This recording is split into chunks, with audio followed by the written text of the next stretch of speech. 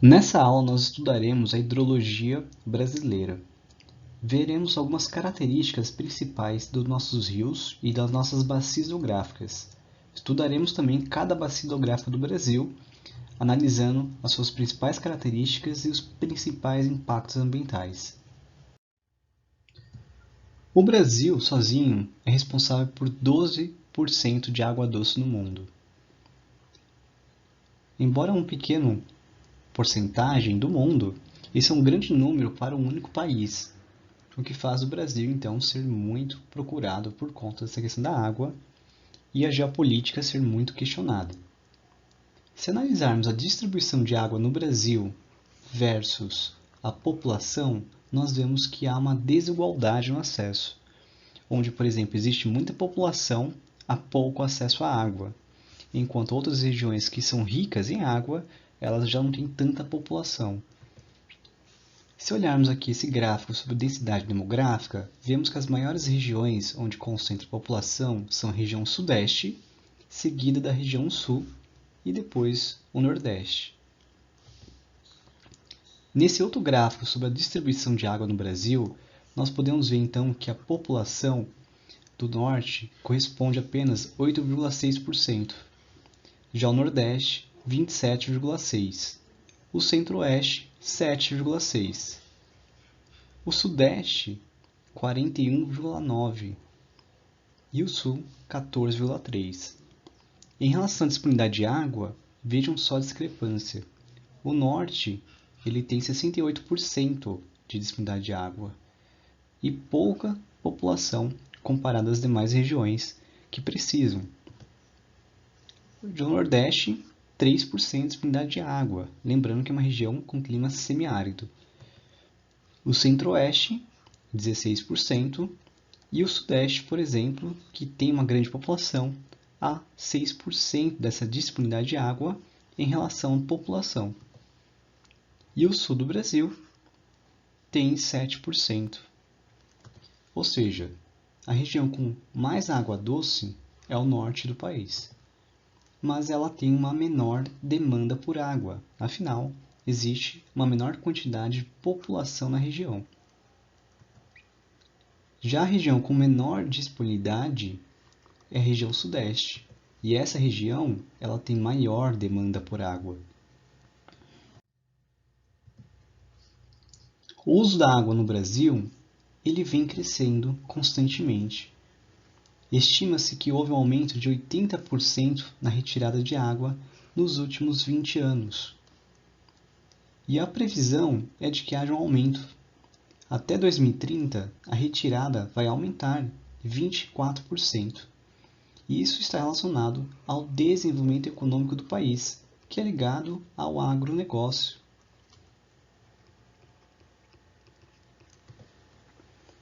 O maior setor de consumo de água é a irrigação, que corresponde a 52%, conforme nós vemos nesse gráfico.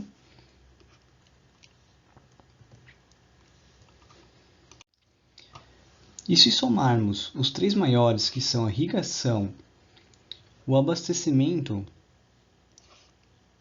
urbano e a indústria, elas somam sozinho 85% desse consumo de água, enquanto os demais apenas 15%. As regiões hidrográficas com maior retirada de água são as regiões do Paraná, do Atlântico Sul e do São Francisco, que juntas correspondem a 52% da retirada total de água pelas bacias hidrográficas.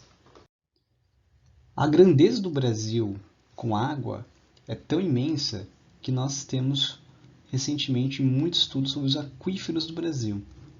O aquífero é um bolsão de água em grandes profundidades, ou seja, é uma reserva de água embaixo dos solos. Mas atenção, existe uma diferença entre lençol freático, que está numa menor profundidade em relação ao solo, e tem interação com as águas superficiais, ou seja, com os rios. Conforme nós vemos nessa imagem animada, vemos justamente a água escoando para as partes mais baixas, o rio, a chuva leva a água para baixo, e isso então fica no lençol freático. Já o aquífero, ele seria um reservatório com maior profundidade, tendo a água represada, podendo também chegar nas regiões de rios e lagos, entre outras. Nós ainda temos uma diferença em relação ao aquífero livre e o aquífero confinado, e que na teoria o aquífero alimenta diretamente os rios e são mais sensíveis à poluição. Já os confinados, eles estão mais protegidos, mas não quer dizer que eles não tenham contato com a poluição. Uma vez contato com a poluição dos aquíferos, torna-se difícil recuperar a pureza dos aquíferos. O Brasil tem dois grandes sistemas de aquífero. O aquífero Guarani, que até antes era considerado o maior do mundo, perdendo seu posto para depois a descoberta do aquífero Alter Chão, que está dentro desse sistema aquífero Grande Amazônia.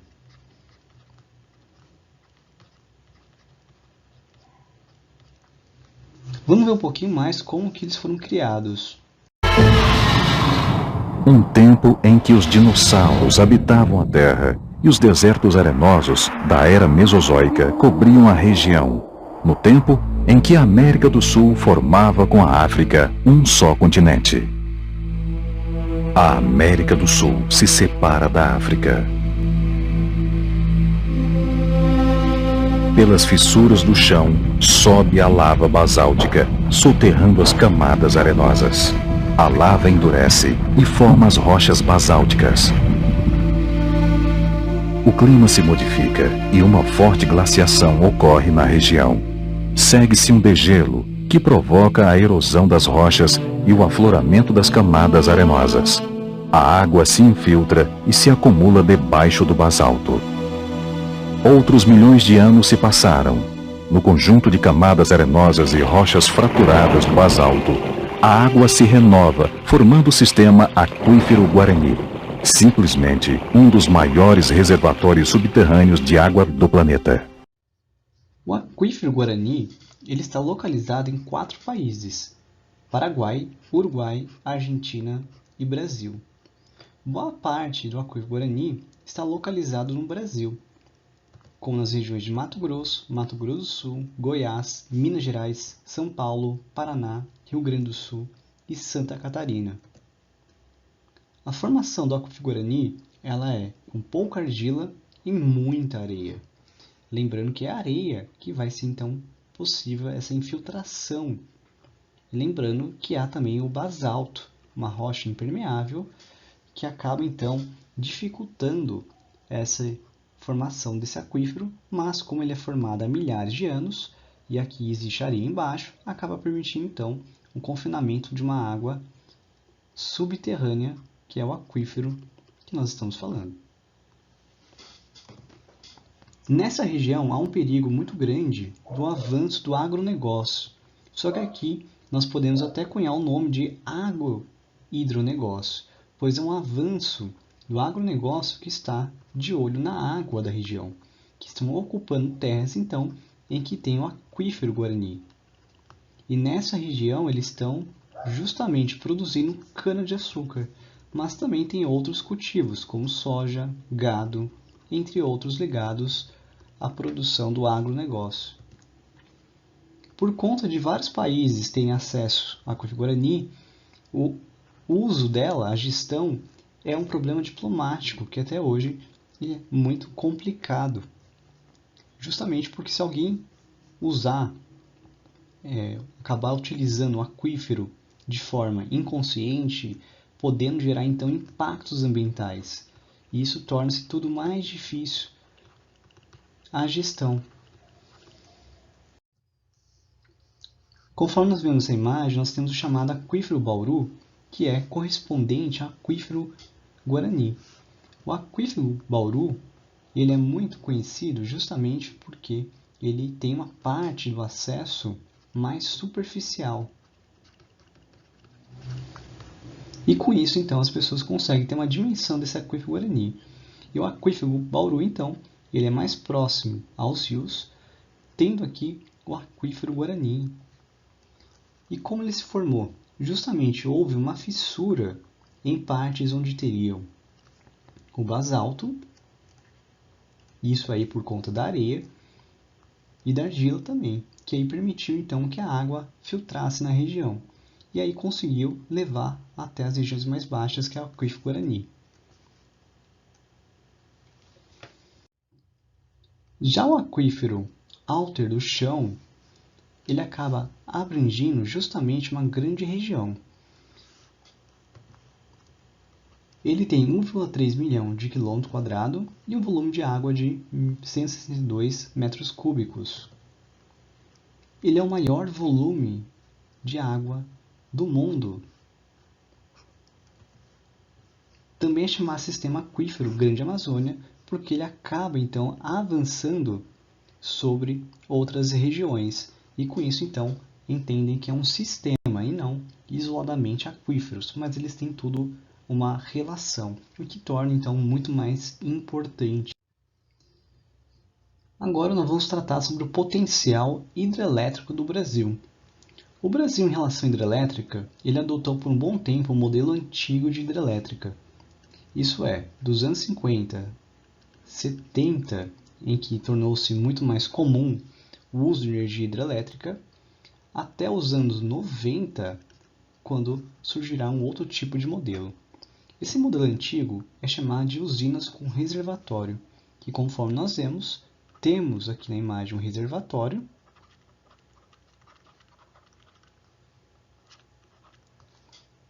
temos aqui a queda d'água,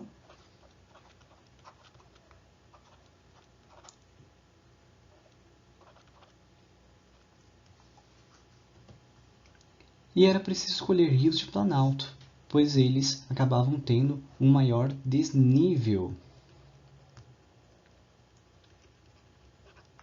E isso gerava então maior potencialidade.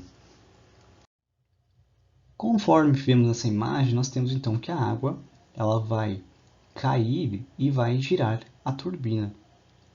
Essa turbina é que vai dar então a capacidade energética, que vai ser então transmitida como energia elétrica.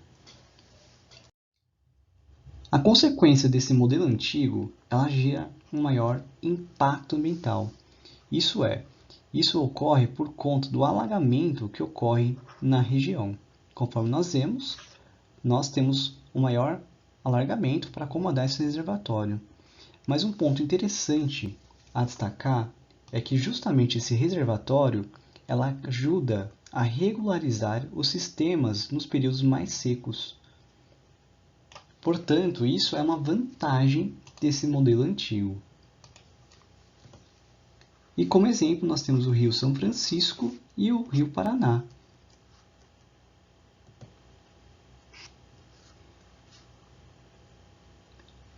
E os novos modelos hidrelétricos que vão surgir com mais força a partir de 2000 são chamadas hidrelétricas fio d'água, pois elas não têm os reservatórios. Conforme nós vemos, o curso do rio ele é preservado.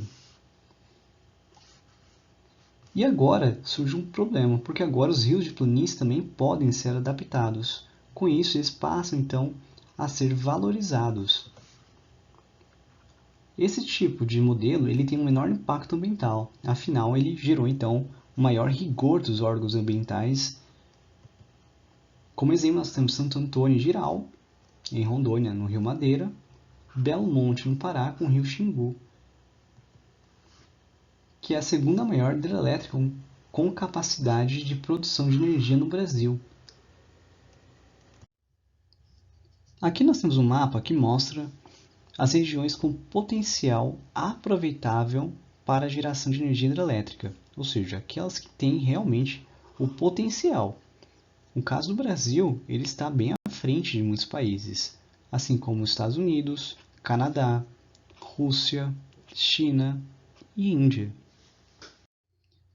E nesse mapa nós temos aquilo que realmente foi instalado de usina hidrelétrica. Repare que o Brasil ele também se mantém, assim como os Estados Unidos e Canadá e a China. São os países que realmente aproveitam a sua capacidade de hidrelétrica. E aqui nós temos um mapa do Brasil mostrando então o aproveitamento, o potencial hidrelétrico no mapa do lado esquerdo e a proporção do potencial hidrelétrico aproveitado. Ou seja, o lado esquerdo é aquilo que é a potencialidade, aquilo que pode gerar de energia. Reparem que a região norte do Brasil, ela justamente é a que mais tem grande quantidade de potencial hidrelétrico. Aqui na região também nós temos, pegando a região do Paraná, temos um aproveitamento muito positivo. E nesse mapa do lado direito nós temos aquilo que foi o aproveitamento, aquilo que realmente nós construímos de hidrelétrica e que está sendo aproveitado pela população. Reparem na região da Bacia do Paraná e poucas outras regiões. Então isso mostra um contraste que nós temos em relação àquilo que temos como capacidade para instalar, para ter esse proveito, e aquilo que nós estamos aproveitando mesmo. E nesse mapa nós temos do lado esquerdo a concentração de usinas hidrelétricas em 1950. Reparem que ela vai ficar em São Paulo, seu grande foco de máxima concentração, e vai tendo a sua evolução de forma periférica, avançando então para a região centro-oeste. Lembrando que Brasília vai ser construída entre 56 até 1960. Em 2000 nós temos então uma mudança. Repare que o foco ele veio mais para a região centro-oeste. E aí ele vem avançando perifericamente nas demais regiões centro-oeste e também avançando na região nordeste e norte do país. Então nós temos uma grande mudança, que 2000, região norte e nordeste acabam tendo então a sua participação. Já em 1950 é mais a região de São Paulo e também o centro-oeste. Vamos agora trabalhar as características gerais da bacia hidrográfica brasileira. Antes de começar a explicar sobre elas, é importante relembrar alguns conceitos e definições sobre a bacia hidrográfica brasileira. Primeiro, que bacia hidrográfica é um conceito que significa um conjunto de rios, relevos, lençóis freáticos que trabalham em conjunto na drenagem de uma região.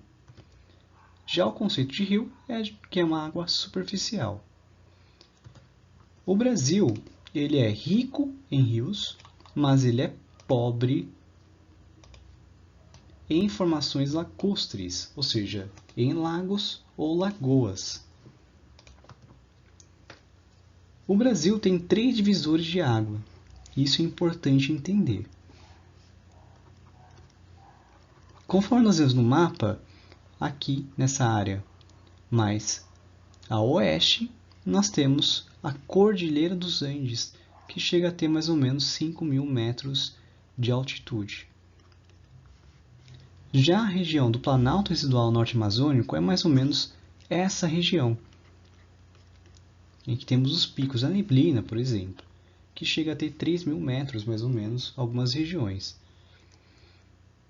E por fim nós temos o Planalto e Chapadas do centro do Brasil, ou chamado Planalto Central, que é o nosso número 3.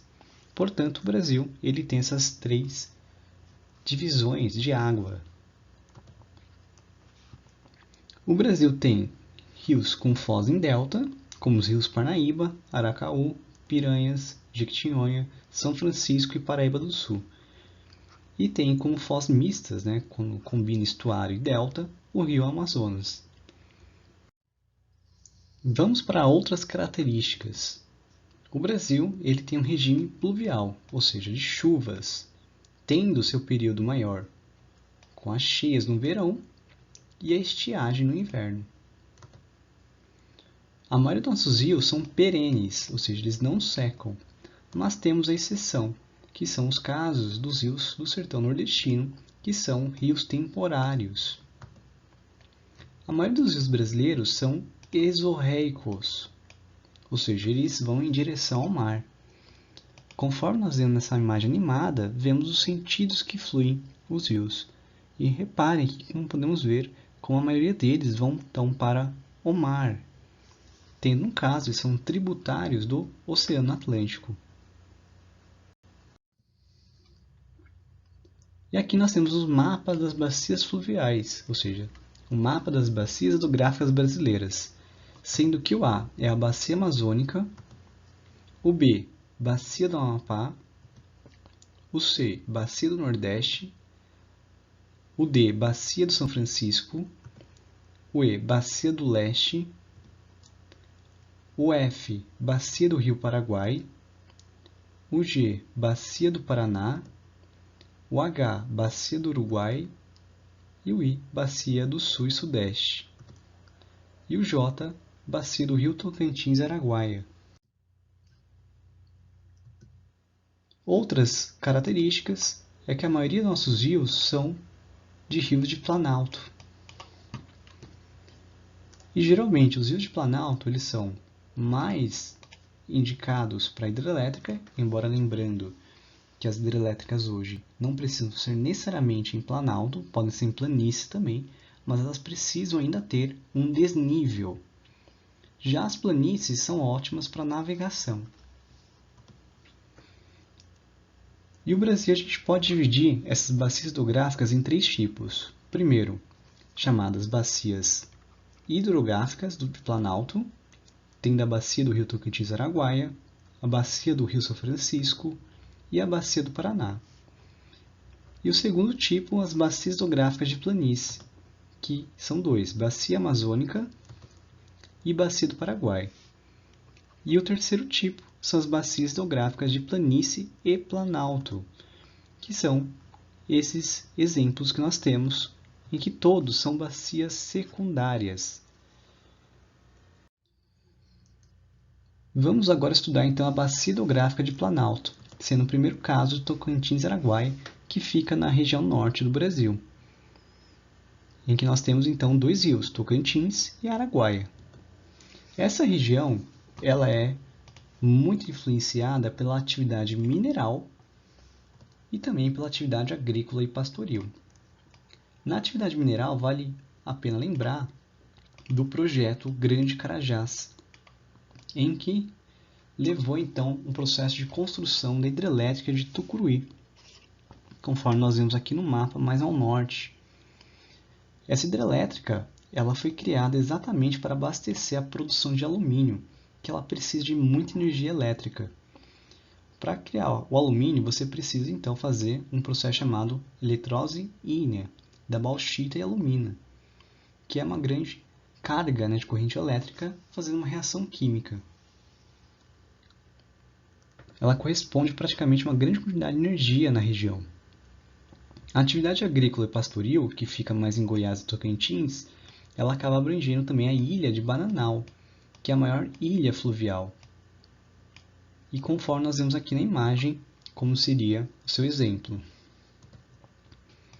O uso dessa bacia é para hidrelétrica, tendo o principal dela é a Tucuruí, mas também para navegação e pesca. O tipo de foz, ou seja, desembocadura, é em estuário, ou seja, sem obstáculos. O rio principal é o Tocantins, que seria esse rio à direita, enquanto o principal fluente é o que está à esquerda.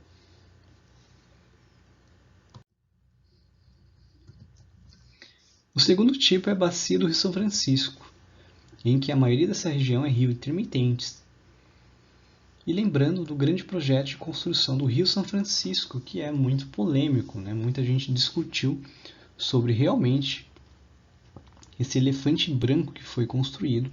Muitos questionavam realmente a prática da transposição E lembrando que existe uma coisa chamada indústria da seca, em que muitos tentam resolver o problema da seca, fazendo então todo um processo, um mercado para acabar com a seca. Só que o maior problema no Nordeste não é a seca, mas sim a cerca. Ou seja, é a propriedade privada, é a terra concentrada que vai levar à desigualdade social. Mas isso a gente fala em outro momento. Lembrando que a transposição do Rio São Francisco ele pega essa região do polígono da seca, que é uma região que sim precisa resolver esse problema. E a transposição, que teve várias críticas, né, por conta da sua demora, pela parte financeira também, muitos problemas, né, e quando ela foi inaugurada mesmo, ela já vem mostrando várias rachaduras nas regiões, e isso vem então dificultando, além de que levou também uma diminuição do fluxo de água, entre outros problemas. Depois a gente fala sobre isso em outro momento. Nessa região, então, a Bacia do São Francisco ela tem uso para navegação, para irrigação e produção de energia. Vale a pena destacar que irrigação ela tem uma grande participação na fruticultura. As principais frutas que vão ser exportadas são feitas nessa região, com a água do Rio São Francisco. Mas evidente aqui são grandes produtores, são geralmente atribuídos ao agronegócio. E na produção de energia nós temos as principais Três Marias, Paulo Afonso, Sobradinho, Itaparica e Xingó. O Rio São Francisco ele nasce em Minas Gerais, na região da Serra da Canastra e Jequitinhonha. E seus impactos: contaminação de garimpos ilegais, com mercúrio, desmatamento de matas ciliares, lançamento de esgoto domiciliar in natura nos rios e a construção de barragens hidrelétricas. As demais informações são: o tipo de foz em delta, o rio principal é o São Francisco, evidente, e os principais afluentes são o Rio das Velhas e Pamaramirim. A Bacia do Paraná. 32% da população do Brasil está nessa região da Bacia do Paraná. Nós temos como a principal hidrelétrica Itaipu. Lembrando que ela foi criada na ditadura militar brasileira, sendo seu principal projeto. E ela é binacional, ou seja, ela tem dois países que construíram e aproveitam ela, que é o Brasil e o Paraguai.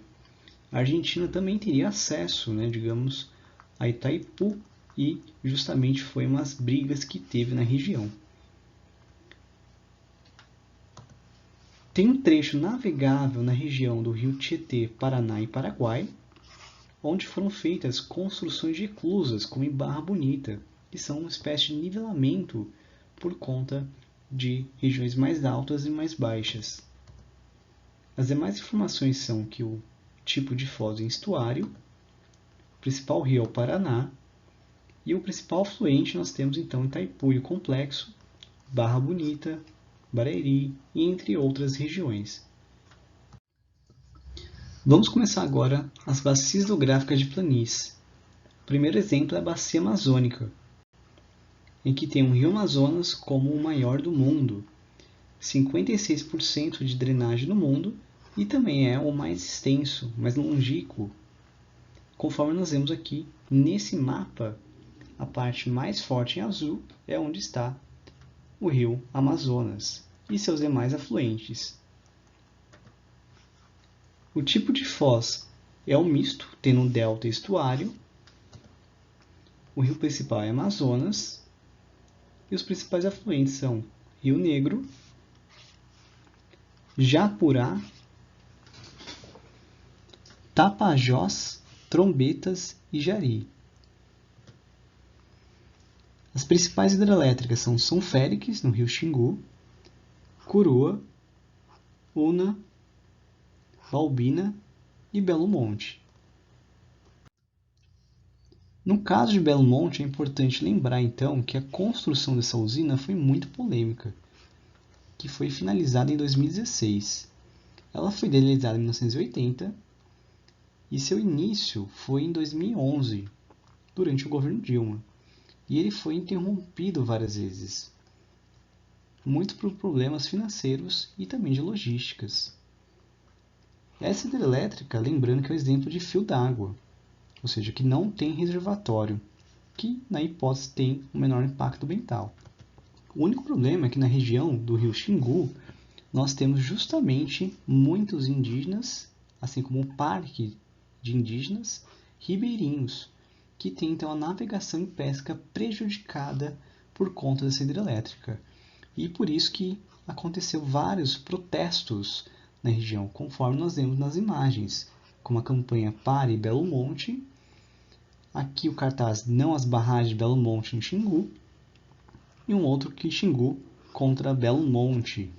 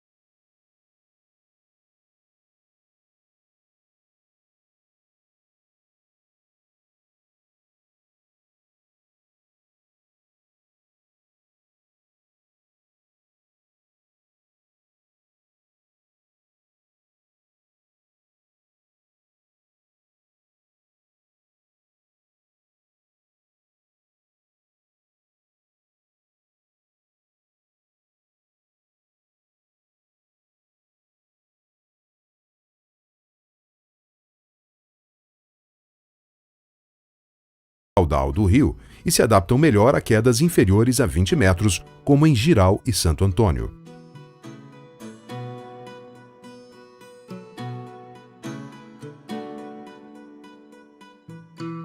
Em Belo Monte, a casa de força principal contará com 18 turbinas tipo Francis, de 620 megawatts de potência, que aproveitarão a queda de quase 90 metros para gerar 11.000 megawatts.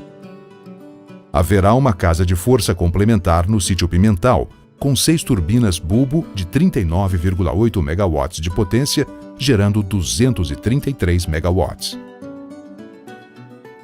A fabricação dessas 24 turbinas foi contratada por 4 bilhões e 317 milhões de reais, gerando 12.000 empregos diretos em 4 fábricas no Brasil.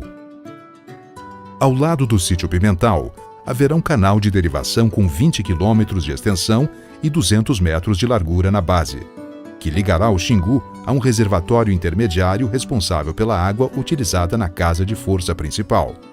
Além da produção de energia, o projeto físico de Belo Monte se preocupou com a navegação dos índios e ribeirinhos e também com a ictiofauna. As comunidades que utilizam este trecho do rio Xingu como via de transporte terão assegurada sua locomoção fluvial durante a construção da obra, bem como em todo o período da operação. No decorrer da obra, será implementado no sítio Pimental um sistema de rebocamento das embarcações. Uma barca cegonha será conectada a um cabo de aço que estará ancorado acima do local das obras do barramento. Um motor permitirá à barca cegonha recolher todo o cabo de aço, fazendo com que ela alcance o ponto de ancoragem. No sentido inverso, ao liberar o cabo, a cegonha se afastará até um trecho do rio em que as correntes voltarão à sua velocidade natural. As embarcações serão acopladas à barca cegonha para passar por esse ponto, subindo ou descendo o Xingu. Ao final da obra será utilizado um sistema de transposição, em que cada barco é embarcado em uma carreta que sobe a barragem do sítio Pimental, utilizando um sistema de trilhos até o seu ponto mais alto. A partir daí, é feito um giro e o barco desce de ré até o novo nível. Esse sistema tem o mesmo princípio utilizado em marinas para tirar e colocar barcos na água. A ictiofauna também foi respeitada no projeto de Belo Monte, com a inclusão de um sistema de transposição de peixes destinado a permitir a movimentação de peixes pela barragem na época da Piracema. Essa solução já foi implantada com sucesso em várias usinas no Brasil. Ao longo de décadas, o Brasil projetou e construiu usinas hidrelétricas. A usina hidrelétrica Belo Monte expressa a evolução e a maturidade da nossa engenharia.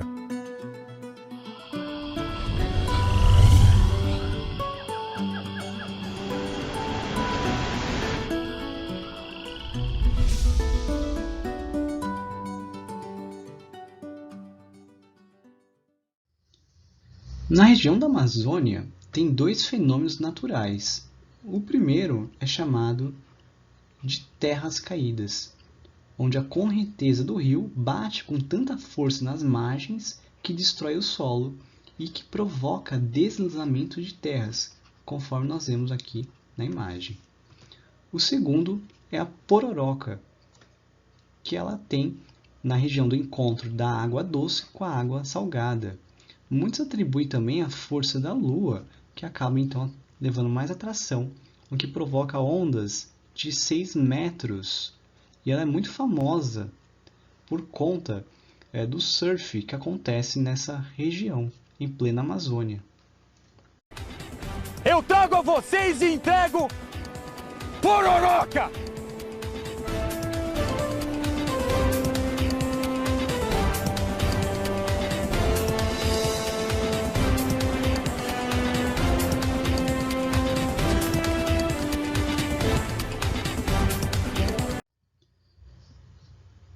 Continuando com a bacia de planícies, nós temos a bacia do Paraguai, em que ela abrange 4 países: Argentina, Bolívia, Brasil e Paraguai.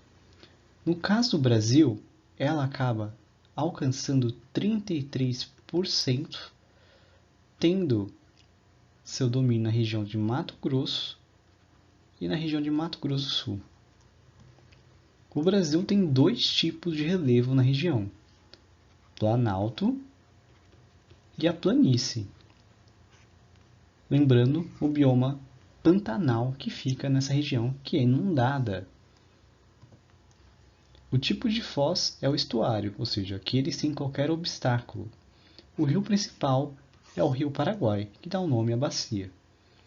E o principal afluente é Taquari, Miranda, Perdido, Cuiabá e Aquidauana, sendo esses 2 últimos na região brasileira. E o aproveitamento econômico na região é a navegação e a pesca. Vamos agora ver as chamadas bacias secundárias. E conforme o nome traz já uma ideia, elas não são tão relevantes como as bacias primárias. O nosso primeiro é a Bacia Hidrográfica Atlântico Nordeste Ocidental. Essa bacia ocupa 3% do nosso território e abrange a região do Maranhão e Pará. E ela é subdividida em 5 bacias hidrográficas. Seus principais rios são Pindaré, Mirim, Pericumã, Rio Turiaçu e Itapecuru. O uso desse rio é principalmente para a área urbana, mas seu aproveitamento vai para navegação, irrigação e pesca, e tem um pequeno potencial hidrelétrico. A Bacia da Parnaíba, ela ocupa 3,9% do nosso território e abrange os estados do Ceará, Piauí e Maranhão. E ela é dividida entre 3 partes, chamado Parnaíba Alto, Parnaíba Médio e Parnaíba Baixo.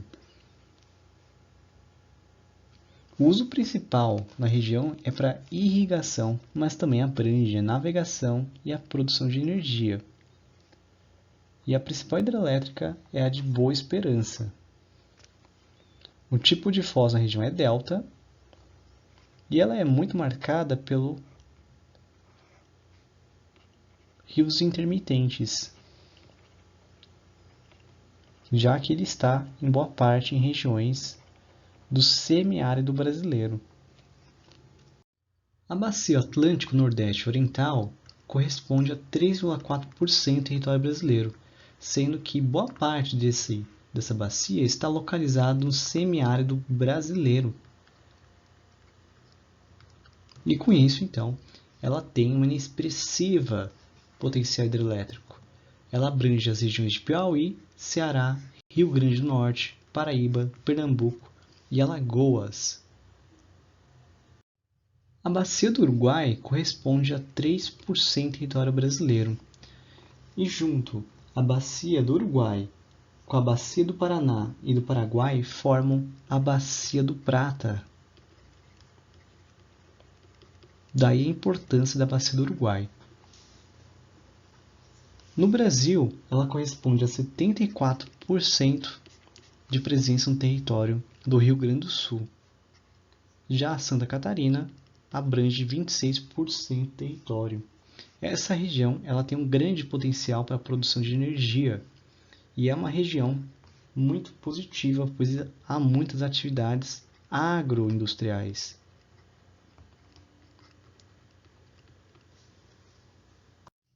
E aqui restou 3 bacias, o Atlântico Leste, o Atlântico Sudeste e o Atlântico Sul.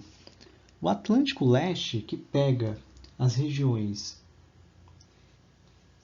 de Bahia, Minas Gerais, Sergipe e Espírito Santo, ocupa 3,9% do nosso território. E ela abrange as regiões do semiárido brasileiro e, por isso, ela acaba tendo pouca relevância no sentido de potencial, tendo inclusive a segunda menor disponibilidade hídrica. Já o Atlântico do Sudeste corresponde a 2,5% do nosso território e abrange regiões de Minas Gerais, Espírito Santo, Rio de Janeiro, São Paulo e Paraná. E é a segunda região hidrográfica mais populosa e com densidade demográfica 6 vezes maior do que a média brasileira. E ela tem uma grande diversidade econômica e com a presença de um significativo parque industrial.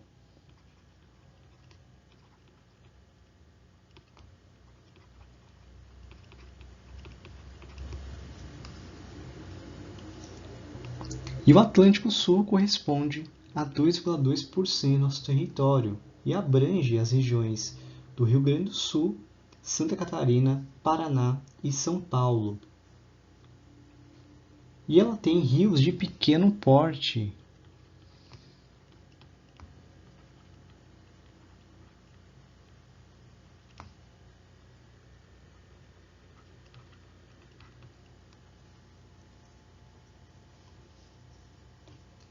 E tem escoamento diretamente para o mar.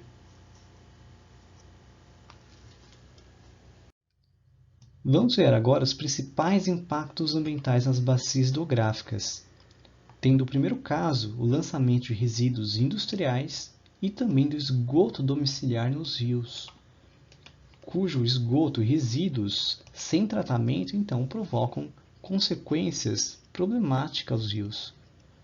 Conforme nós vemos nessa imagem do rio Tietê, e essa espuma que é poluição. E aqui nós vemos o lixo que é um outro problema muito comum nas regiões próximas aos rios, em que as pessoas jogam, então, sem qualquer preocupação ambiental. Um outro ponto importante é o desmatamento da vegetação próxima aos rios, chamadas matas ciliares.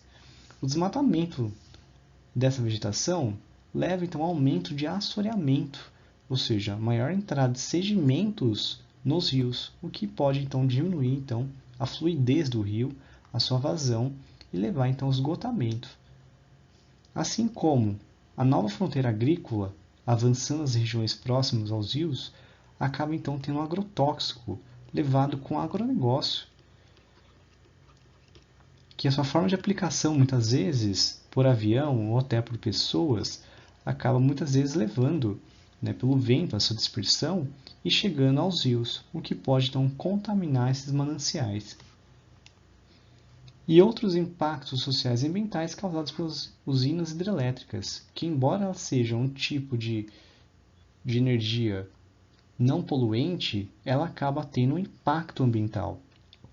E também lembrando os garimpos legais, quando eles acabam fazendo esse processo com o uso de mercúrio para tentar dissolver as coisas, e a mineração também, que é muito comum ocorrer. E infelizmente isso é um dos problemas. Lembrando do desastre de Mariana e Brumadinho. E aqui nós temos um quadro com a informação importante sobre os principais impactos ambientais de cada bacia hidrográfica, tendo aqui o destaque para essas 4 bacias muito importante.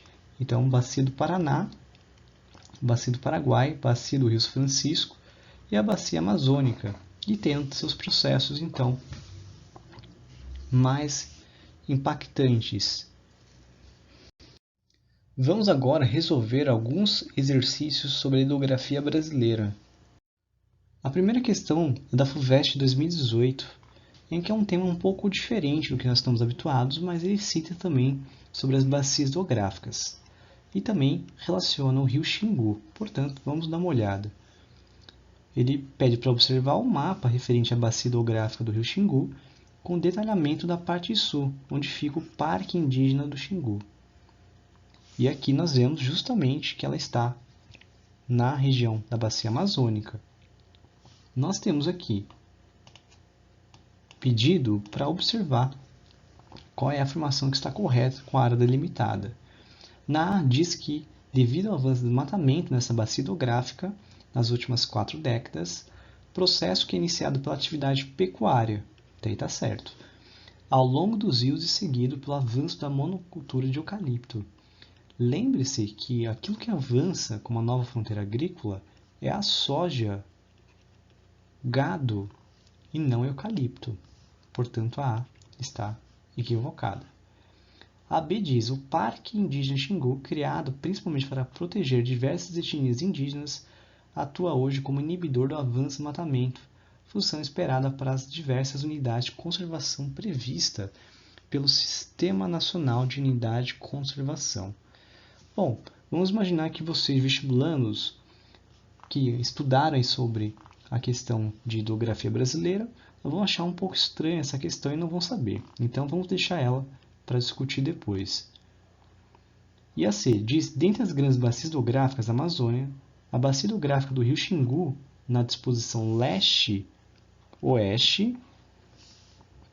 é uma das bacias da margem esquerda do rio Amazonas, com importante conectividade entre 2 biomas brasileiros, a Caatinga e o bioma amazônico. É importante lembrar, mais ou menos, que o rio da Amazônia ele vai percorrer mais ou menos assim. O rio Xingu ele fica à direita, afinal ele fica nessa posição que nós estamos fazendo a setinha. Ou seja, ele não está à esquerda, ele está à direita. Repare que essa informação é bem complicada para um vestibulando, E aqui ele até diz de Caatinga e bioma amazônico, vocês poderiam até discutir se realmente o bioma Caatinga pode chegar nessa região. Mas lembrando ali que o Tocantins ele tem uma área de influência muito próxima também com outras regiões, mas tendo o Cerrado principalmente, não a Caatinga. O D, o desmatamento observado no mapa é resultado da monocultura de babaçu, né? Aí ele está associando a região do Maranhão. Aí ele diz que é praticado pelos indígenas que extraem seu óleo e vende para a indústria de cosméticos. Bom, que isso é uma verdade, né?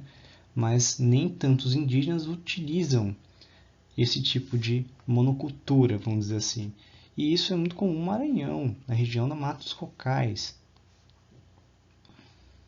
Então, essa região aqui, a D, perdão, está equivocada, né? Porque está falando de babaçu. E o E, o avanço do desmatamento nessa área deve-se à monocultura de cana-de-açúcar. Bom, lembre-se que cana-de-açúcar ela é muito comum na zona da mata nordestina e também na região onde nós temos o aquífero Guarani.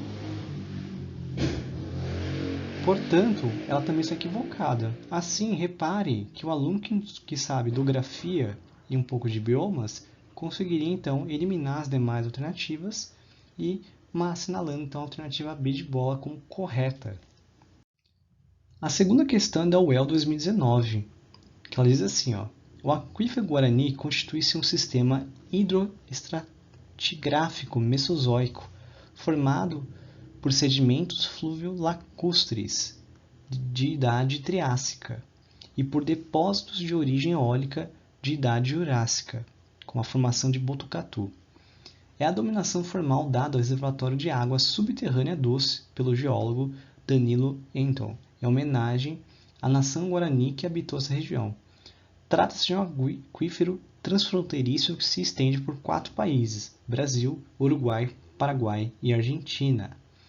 Com base nos seus conhecimentos sobre aquífero Guarani e águas subterrâneas, assinale a alternativa correta.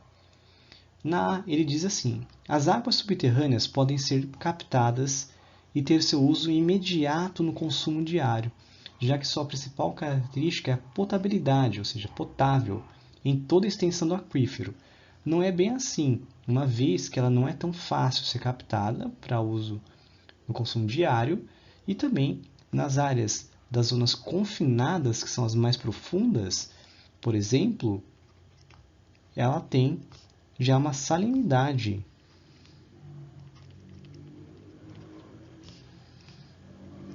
Ou seja, tem os sais minerais muito presentes. Isso, portanto, não é 100% potável. Na B, diz que o conhecimento hidrogeológico desse aquífero é amplo, o que permite uma gestão adequada desses recursos. Lembrando, gente, que o sistema aquífero ele não é tão fácil assim, não. Ele não é tão amplo o conhecimento que nós temos sobre o aquífero Guarani. Nós temos muitas dúvidas, afinal, a extensão dela, até certos momentos, ainda são muito questionadas. E lembrando que, como ela passa por vários países, ela não facilita essa gestão. Portanto, a B também está errada. Na C diz, com o desenvolvimento dos planos diretores de uso do solo, todos os municípios localizados sobre aquíferos são obrigados a aplicar a Política Nacional de Resíduos Sólidos, que garante a qualidade das águas infiltradas.